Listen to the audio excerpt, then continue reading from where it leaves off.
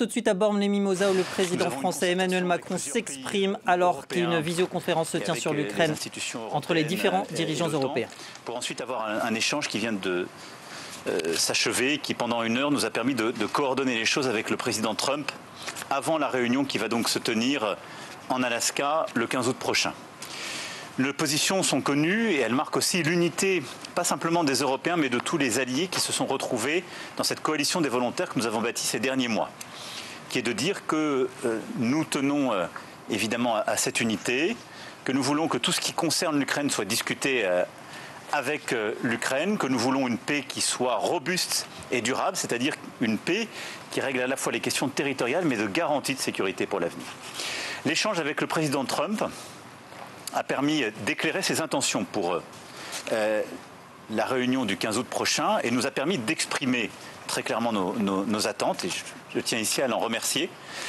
Et je crois pouvoir dire que plusieurs messages sont ressortis de l'échange que nous venons d'avoir et qui sont à mes yeux très importants. Le premier, c'est que le président Trump a été très clair sur le fait que la volonté américaine était d'obtenir un cessez-le-feu à l'occasion de cette réunion en Alaska.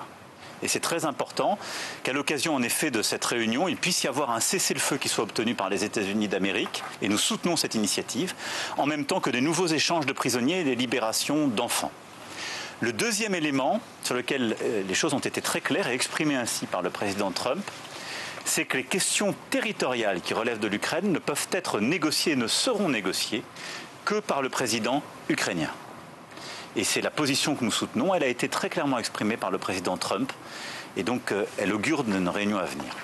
Le troisième élément, c'est le lien qui doit continuer d'exister entre toute concession territoriale et les garanties de sécurité qui seront apportées à l'Ukraine. Vous savez que c'est la position que nous défendons, sur laquelle nous nous sommes battus ces derniers mois, qui a donné lieu même à l'existence et à la planification de notre coalition des volontaires. Eh bien, le président Trump l'a exprimé clairement en ces termes. Il a dit même des choses qui, pour moi, sont très importantes. Le fait que l'OTAN ne doit pas faire partie de ces garanties de sécurité, et on sait que c'est un point fort, particulier pour la partie russe, mais que les États-Unis et tous les alliés qui étaient prêts devraient en faire partie. Et c'est ce dans quoi nous sommes engagés, et c'est une clarification pour moi très importante que nous avons eue aujourd'hui. Enfin, il va donc se battre aussi pour obtenir un rendez-vous à venir, et donc une trilatérale avec le président Trump et le président Zelensky. Et je pense que c'est un point très important à cet égard, et nous souhaitons qu'elle puisse se tenir en Europe, dans un pays neutre, qui soit accepté par toutes les parties. En tout cas, à mes yeux, je vois cette réunion comme un point très important. Juste après, nous allons tenir cette coalition des volontaires avec le président Costa et nos partenaires, que nous coprésiderons avec le chancelier Merz et le Premier ministre Starmer, et avec la présence également du président Zelensky et d'une partie américaine. Et elle nous permettra de décliner de manière très concrète avec nos collègues tout cela. Eh bien, tout d'abord, je veux remercier le président Macron de m'avoir accueilli ici aujourd'hui quand j'étais en vacances en France pour changer de tenue, pour avoir cette très importante réunion de travail avec le président Trump. On est venu ici pour travailler main dans la main avec le même objectif, obtenir un cessez-le-feu et une paix juste et durable en Ukraine. Le président Macron a déjà très bien résumé les résultats de cette réunion. Et en fait, le président Trump nous a partagé 3 objectifs très importants. Tout d'abord, le cessez-le-feu. Après, que personne que l'Ukraine peut négocier les affaires de l'Ukraine.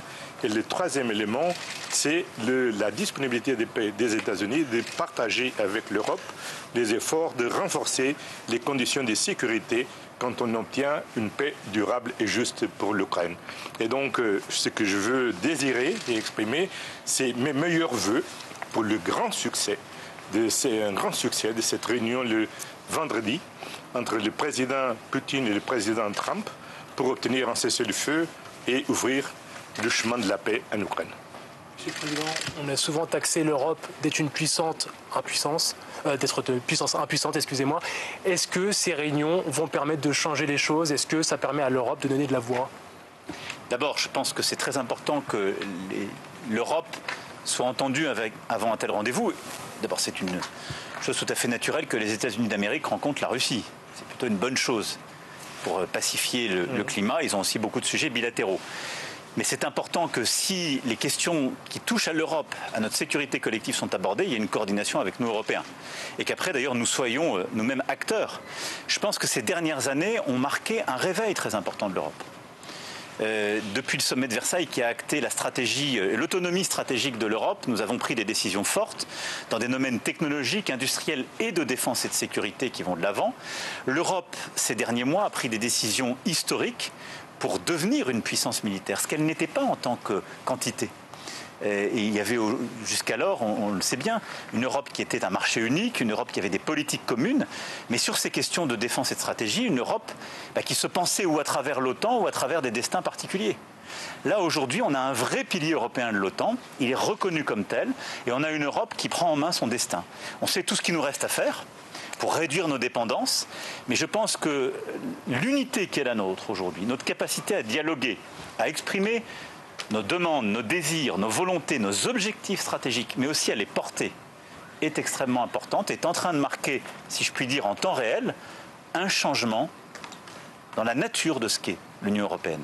Nous sommes en train, progressivement, de devenir une puissance géostratégique. En tout cas, c'est ce que nous voulons et ce que nous continuerons de faire. On voit qu'elle reste quand même mise de côté. En Alaska, elle ne sera pas présente. Mais de la même manière que si demain, nous avons un appel, et ce que nous ferons, et un rendez-vous avec la Russie, on peut aussi avoir des choses bilatérales. C'est tout à fait normal qu'il y ait un rendez-vous bilatéral entre la Russie et les États-Unis d'Amérique. Ce qui est une bonne chose, et là où l'Europe est respectée, c'est qu'il y a une coordination pour les sujets qui la concernent. Et donc, on ne peut pas s'émouvoir du fait qu'il y ait des rendez-vous bilatéraux. Il y a quelques semaines, le président Costa et la présidente von der Leyen étaient en Chine pour discuter de choses très importantes en notre nom collectif avec le président chinois. Les États-Unis n'étaient pas là. Mais pour ce qui concerne notre agenda avec les États-Unis, il y avait eu un échange préalable. C'est normal. On voit aujourd'hui la Russie gagner des territoires, continuer à avancer. Est-ce que vous avez demandé à Donald Trump qu'avant qu'il y ait la moindre négociation, d'abord il faut que Vladimir Poutine arrête les combats, qu'il n'y ait plus de combats? Est-ce que ça c'est une condition que vous avez posée sur la table aujourd'hui? D'abord, il est vrai qu'il y a une situation aujourd'hui militaire ces dernières heures qui a été difficile sur Pokrovsk. Je sais aussi, et nous savons tous, que nous avons vécu ces derniers mois, ces dernières années, des moments tout à fait comparables à cette situation. À chaque fois, les Ukrainiens, par leur bravoure, leur choix tactique, ont su réagir et contrer ces offensives. Et par le soutien que nous avons apporté, nous avons donné la capacité de maintenir les positions. Et donc c'est pourquoi, dans les points forts que nous avons pu faire, il y a deux choses par rapport à ce que vous dites qui sont à mes yeux importants.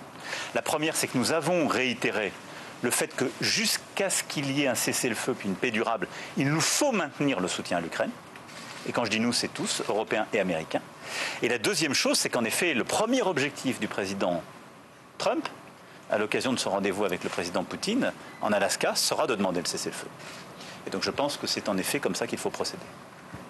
Il ne faut pas, il faut pas oublier qu'il y a 3 ans et demi, les Russes étaient à la porte de Kiev. Et les Ukrainiens ont héroïquement repoussé les forces russes avec le soutien de l'Europe, avec le soutien des États-Unis. Et maintenant, ce qu'on discute, c'est déjà très loin de Kiev.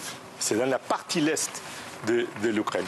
Et il faut tenir soit la pression sur la Russie, soit le support à l'Ukraine, soit l'effort diplomatique coordonné entre l'Europe, les États-Unis, le reste du monde, parce que cette guerre, ce n'est pas seulement sur l'Ukraine, mais c'est la défense du droit international qui doit prévaloir sur la force. On a parlé ces dernières heures d'échange de territoire. Est-ce que c'est une question que vous avez abordée avec vos interlocuteurs? On l'a abordé et je crois que le principe qu'il faut retenir, c'est que de toute façon, ces sujets-là ne doivent être discutés que par l'Ukraine. Et il n'y a pas eu de discussion à quelque niveau que ce soit de manière robuste sur des échanges de territoire. Il y a aujourd'hui une guerre qui continue avec, comme l'a rappelé à l'instant le président Costa, une Ukraine qui tient. Et il faut tous se rappeler qu'en février 2022, la Russie a annoncé une opération spéciale qui allait durer 3 semaines. Et donc, je pense que le plus important, c'est en effet qu'on doit ici se dire que les questions des territoires occupés seront des éléments déterminants d'une négociation de paix. Elles sont inséparables des garanties de sécurité qui sont apportées au reste du territoire ukrainien et à l'Europe, et qu'elles ne peuvent être discutées sans la présence du président ukrainien autour de la table. Il n'y a pas aujourd'hui de manière sérieuse des schémas d'échanges territoriaux qui sont sur la table. Est-ce que l'Ukraine est prête aujourd'hui à des concessions territoriales justement? C'est au président Zelensky de le dire, c'est sans doute pas à nous, et nous avons vécu dans notre chair et dans notre territoire par le passé ces choses-là. Elles ne se font jamais de manière légère, et un pays qui a perdu tant d'enfants pour défendre son territoire ne peut pas décider à la légère de céder. Et on quitte Bormes.